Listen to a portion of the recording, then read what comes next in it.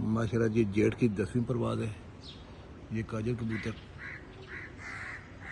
उस्ताद मिठू उस्ताद हसन अली वाला काजल कबूतर, और ये ऊपर उस्ताद जी वाला ये कैदी 804 का डबल मोर। ये बैठते हुए 10वां कबूतर,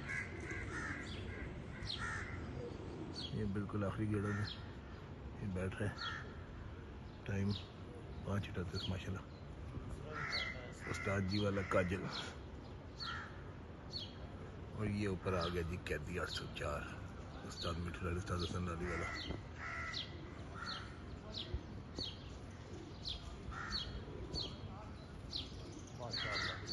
एक बैठ गए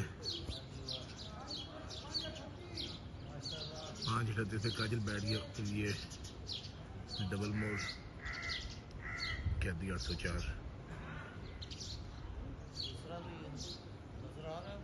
ये सामने है।